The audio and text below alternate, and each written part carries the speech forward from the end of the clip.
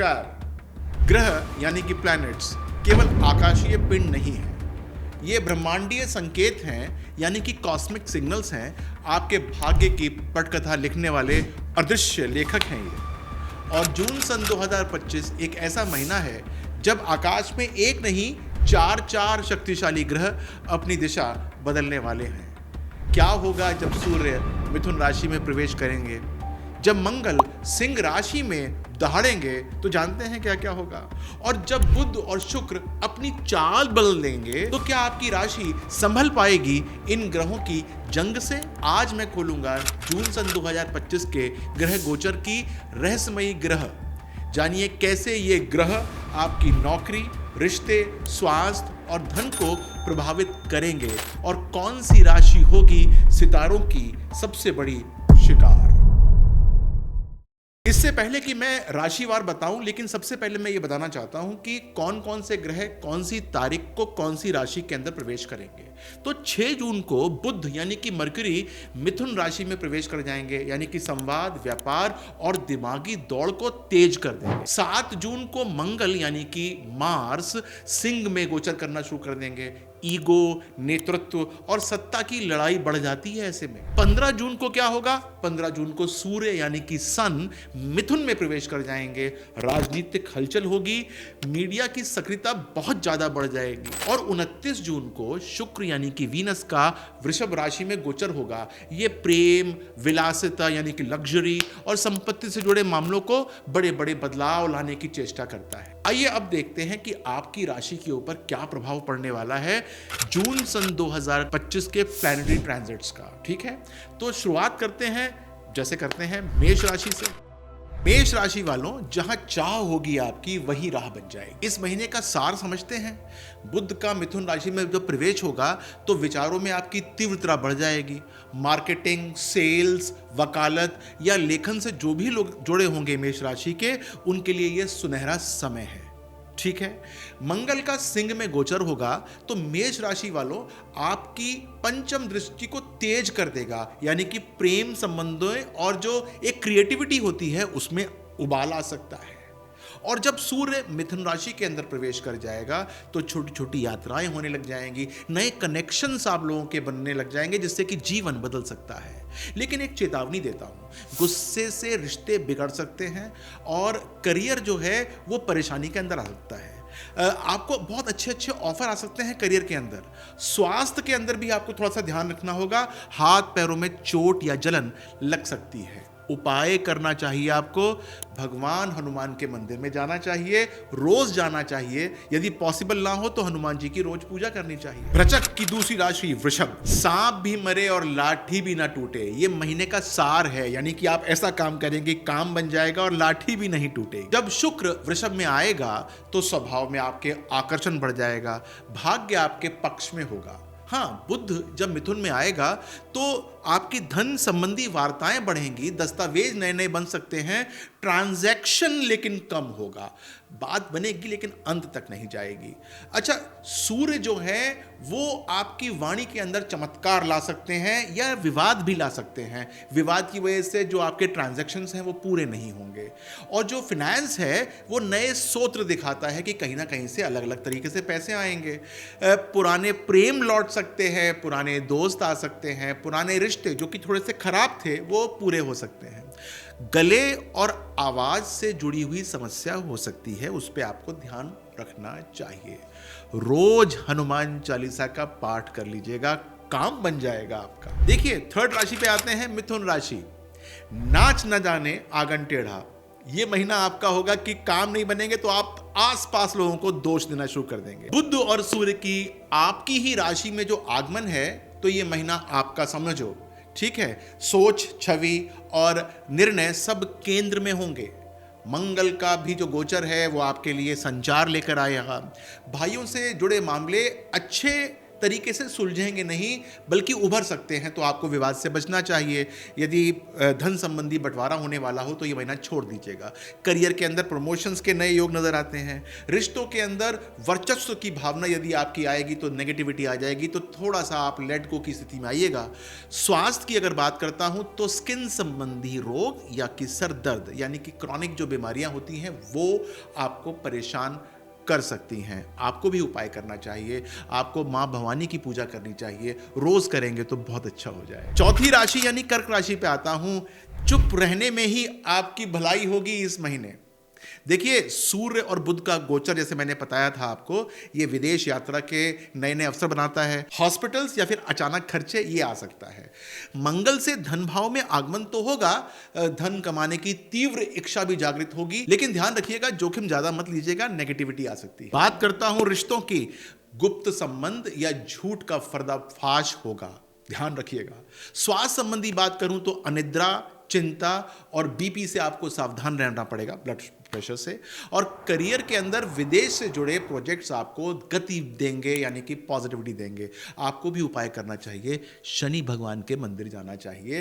रोज ना जा पाए तो शनिवार को चले जाइएगा। पांचवी राशि पे आते हैं, सिंह राशि। आपके लिए शेर को सवा शेर मिल जाएगा। मंगल आपकी ही राशि में आएगा। आत्मविश्वास उच्चतम स्तर पे होगा, लेकिन क्रोध से स्वयं को नुकसान आप पहुंचा सकते हैं, इस बात का ध्यान रखिएगा। सूर्य और बुध आपके लिए लाभ लेकर आ रहे हैं। नेटवर्क के अंदर लाभ लेकर आ रहे हैं, सोशल सर्कल के अंदर लाभ लेकर आ रहे हैं और प्रतिष्ठा के अंदर वृद्धि कर रहे हैं।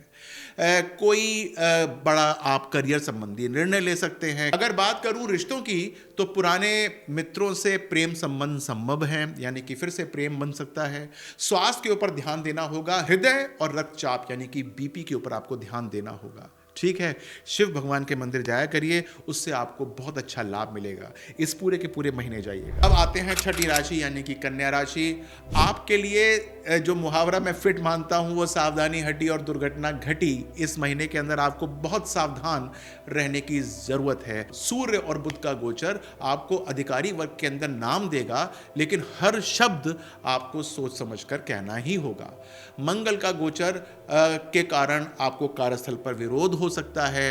आपको कहीं पर ऐसी जगह भेजा जा सकता है जो कि नॉन इंपॉर्टेंट हो। ठीक है, करियर के अंदर उन्नति की संभावनाएं हैं, लेकिन कंपटीशन बहुत बढ़ जाएगा। रिश्तों के अंदर वर्क प्लेस पर रोमांस से विवाद हो सकता है, ध्यान रखिएगा।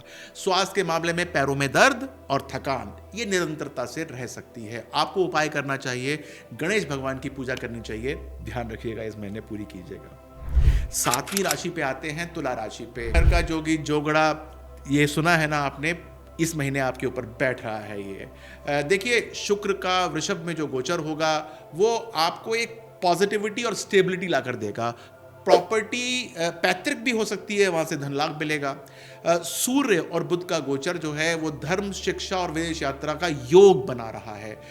मंगल आपको जो आपके एल्डर्स हैं वहां से आपको पॉजिटिविटी दे रहा है, यानी कि आशीर्वाद दे रहा है।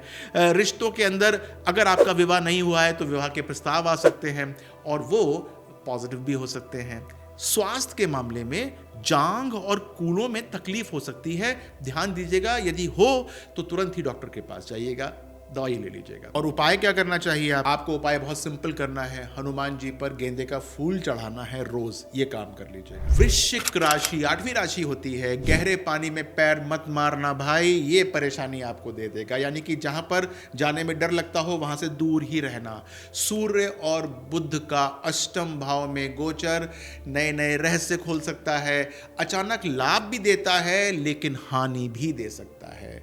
बॉस से टकराव हो जाएगा। नेतृत्व की क्षमता आपके अंदर है लेकिन आपको नाकारा साबित किया जा सकता है। ये बॉस करेगा आपको वर्क प्लेस के ऊपर, ध्यान दीजिएगा। रिश्ते अगर की बात करता हूं तो ससुराल पक्ष से तनाव हो सकता है यदि आपकी शादी हो चुकी हो। स्वास्थ्य की बात करूं तो कोई भी नेगेटिव रोग जिसको डॉक्टर्स पहचान ना पाए वो हो सकता है। ऑपरेशन करने के योग भी बन सकते हैं, तो आपको ध्यान देना है। एक उपाय कर लीजिएगा, आप विष्णु भगवान की पूजा कीजिएगा, पूरे महीने कीजिएगा, और पूरे महीने ना कर पाए तो आप जो है थर्सडेज के दिन कीजिएगा, इससे आपको बहुत अच्छा लाभ प्राप्त होगा। 9वीं राशि पे आते हैं, धनु राशि पे। धोबी का कुत्ते की आपने कहावत सुनी है, ये होने वाला है। जी हाँ, सबसे पहले सूर्य और बुध के सप्तम भाव में गोचर से जीवन साथी का स्वभाव उग्र हो सकता है। व्यापारिक साझेदारियों में सावधानी आपको बरतनी ही चाहिए। मंगल आपके नवम भाव में होगा चंद्रमा से, धार्मिक यात्राएं, पिता से विवाद की आशंका बन जाती है। करियर की बात करें तो लीगल कॉन्ट्रैक्ट्स में आपको सावधानी बरतनी ही पड़ेगी, चाहे वो आप अपनी कंपनी के लिए ले रहे हों। और बात रिश्तों की करूं तो विवाह या तलाक दोनों ही योग प्रबल हो रहे हैं, क्योंकि 7th हाउस बहुत भयंकर रूप से एक्टिवेट हो रहा है। स्वास्थ्य, जांघों और जिगर की समस्या हो सकती है, ध्यान दीजिएगा, डॉक्टर के पास हो आइएगा यदि आपको ऐसा कोई अंदेशा हो तो। संडेज को भगवान विष्णु की पूजा करने से आपको बहुत अच्छा लाभ प्राप्त हो जाएगा। मकर राशि 10वीं होती है यानी कैप्रिकॉर्न। बूंद बूंद से सागर भरता है, ये बात आपने सुनी है ना, इस महीने आपके साथ होने वाली है। देखिए, सूर्य बुध का गोचर आपको प्रतियोगिता के अंदर सफलता दे रहा है, पुराने ऋण को निपटाने के लिए आपको प्रोत्साहित कर रहा है। मंगल थोड़ा नेगेटिव है, जोखिम भरे निवेश से आपको बचना चाहिए, ये कह रहा है। बात यदि करियर की करूं तो कोर्ट कचहरी से आपको राहत मिल सकती है। बात अगर रिश्तों की करूं तो जीवन साथी के स्वास्थ्य में नेगेटिविटी आ रही है, इसका आपको ध्यान रखना चाहिए। स्वास्थ्य की बात करूं तो दांतों के अंदर परेशानी मुझे नजर आती है, उसको देख लीजिएगा।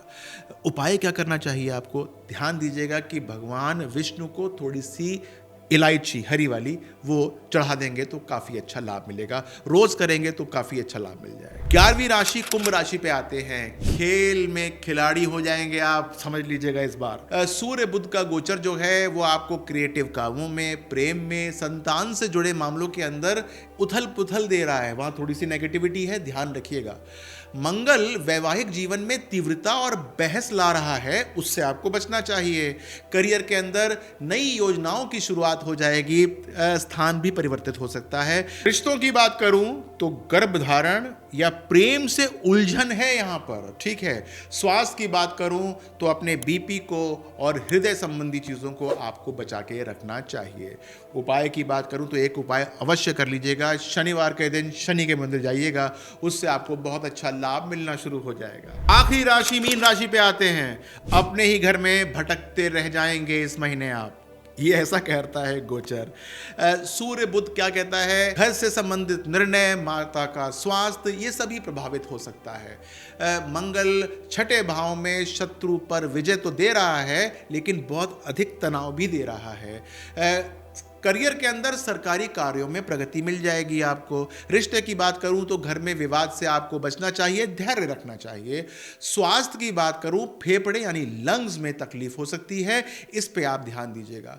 और एक बात और बताता हूं आपको छोटी सी, कि आपको करना क्या चाहिए। मंगलवार के दिन हनुमान जी के मंदिर जाएंगे तो आपको निसंदेह लाभ मिल जाएगा। अब समझ लीजिए कि ग्रहों का ये समागम है जून सन 2025 में, आपकी कुंडली को हिला भी सकता है, पर याद रखिए हर तूफान के बाद ही सूर्य निकलता है। लेकिन ध्यान रहे, यह तो सिर्फ एक झलक है, पूरी तस्वीर तो आपकी कुंडली ही बता सकती है। जून सन 2025 में शुरू हुआ यह ग्रह युद्ध जुलाई और अगस्त में और तीव्र हो सकता है।